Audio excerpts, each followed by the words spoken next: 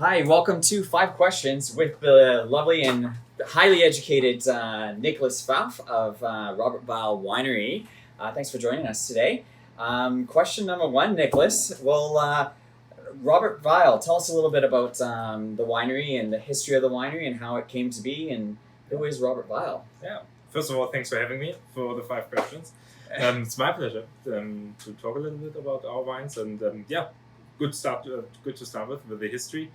Who's Robert Weil? I mean, this is actually a very good question because there have been two Robert Weils in our winery. Yeah. Most important, the first one was Dr. Robert Weil, who founded our winery in 1875. He was not originally a winemaker. He was a professor for German at the University of Sorbonne in Paris. And this is why he was Dr. Robert Weil. And for a very long time, even our wines were described as the winery of Dr. Robert Weil. We've changed that because there are no doctors anymore here. And so we said, we stay with the truth. And, the doctor had to be dropped. Exactly. We said we are good enough to be without a doctor. Yeah.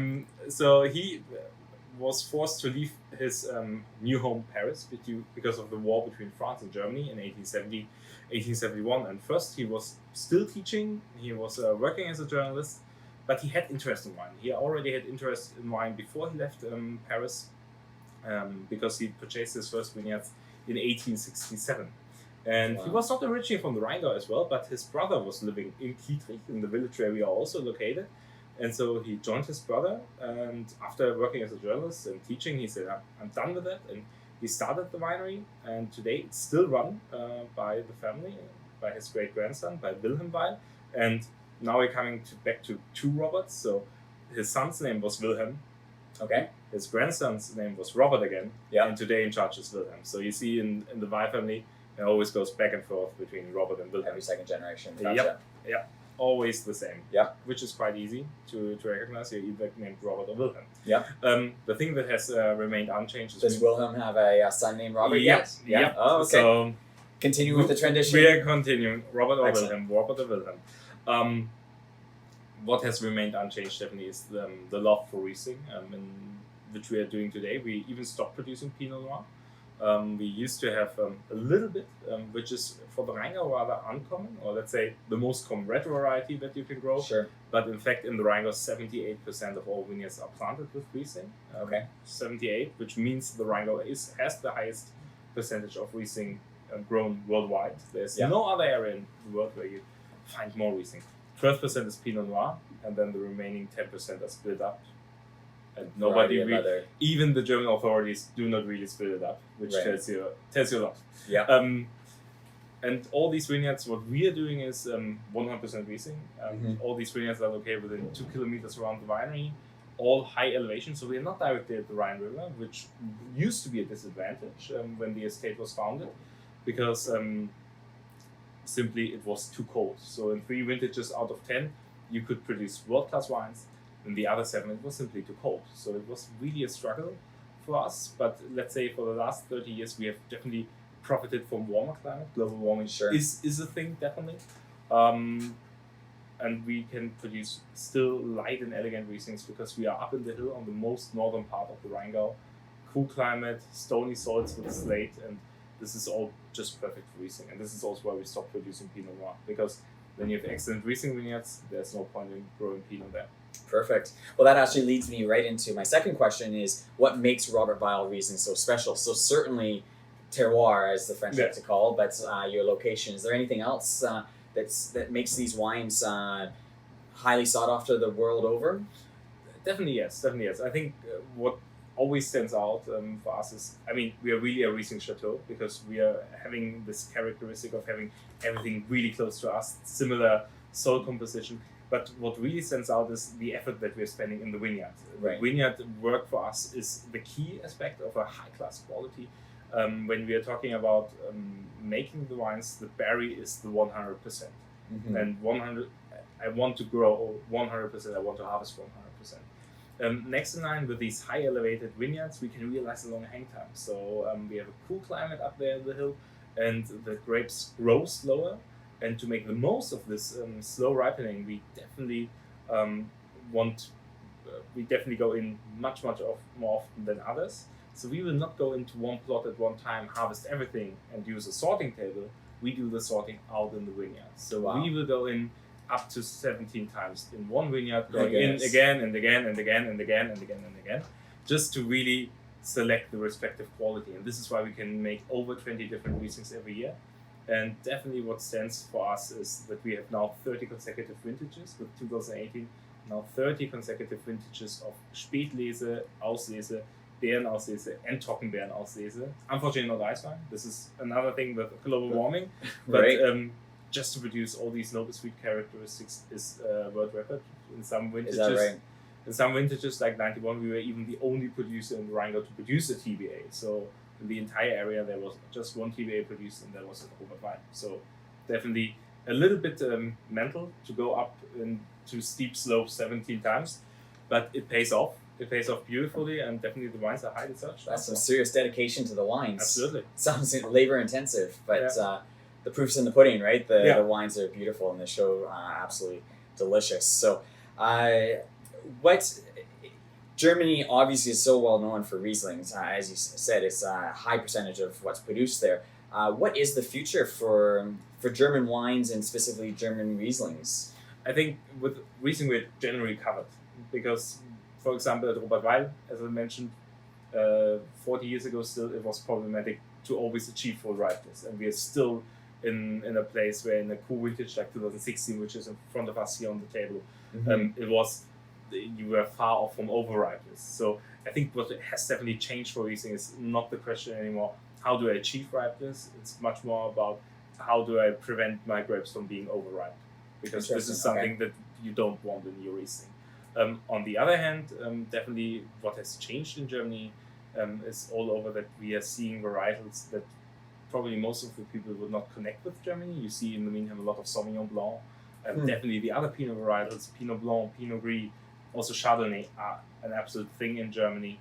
And I'm pretty sure that with the continuing warmer conditions, we would definitely see also grape varieties like Cabernet Sauvignon that are already planted in Germany. And more, not in the Rheingau though, but a little bit more south. They will come more often to full ripeness and will definitely take a bigger place, because there are definitely also some regions where it's much warmer than in the Rheingau. And then, of course, when you can produce great red wines, why not? Maybe we find some new great terroirs. And I'm pretty sure this is something that will change in the future. But I also see sparkling wines from Germany. Also, because we are doing bubbles. Not just Henkel? Not just Henkel, not just Henkel. Even though they are pretty close to us, they are located in Wiesbaden, which is the next bigger city to us. But for example, we are producing bubbles, and you definitely see more and more people in Germany going into bubbles and all traditional method. And there are some great examples out of Germany. Not so many make it out of Germany, but there are some great examples for that. Well, I certainly look forward to tasting more of those. So what's the future for Robert Weil? Do you think you do a couple of sparkling wines now, but would you ever leave the Riesling spectrum and do other varietals? Not in the Rheingau. Not in the Rheingau. Not in the Rheingau. I think in the Rheingau we will stick with Riesling. Where the decision to step out of Pinot in the Rheingau is 8 years ago. It was 8 years ago. And it was absolutely the right decision. And I think in the foreseeable future, I don't see this happening again, or doing that reverse, because I think in the Rheingau we're covered. That said, maybe, you don't know, maybe we find some new endeavors close by, maybe a little bit more far off, but right now we're happy in the Rheingau with the Riesling set. Yeah, terrific. Very good. And so in the industry, we all have this love affair with Riesling wines. They are fantastic. They offer this wide spectrum of styles, from everything from bone dry to sweet to, as you said, Trockenbeerenauslese, beautiful dessert wines, world-class dessert wines. But it continues to be an ongoing struggle to get the consumer to purchase Rieslings. We in the industry drink it all the time. We love it. How do we educate the consumer to love these wines as much as we do? And how do we sell more? How do our customers, our retailers and our restaurants sell more Rieslings on their list or off their shelves? I think it's the problem that you always have is that Riesling is a misunderstood grape variety, because it is a complicated grape variety. I think first of all we have to come to the point to accept that Riesling is not simple. First Sure. of all, Riesling Yep. is not a simple grape variety A lot because of complexity. a lot of complexity, different styles, just as you described. I think the interesting thing about it is if you pour people a Riesling without telling them, they love it because Right. the aromatic is quite catchy and people like the style, and especially in the summertime, it's crisp, it's fresh. It's got that acidity. Exactly, it's Yeah. super elegant. But often people think, oh, it's always sweet, and they see a German bottle, even if it's not Riesling that is in there. They think, oh God, it's going to be a sweet wine, and nobody would have. Well, many people do not like it, or at least they think they don't like sweet wine. Right. So definitely something that has to be done.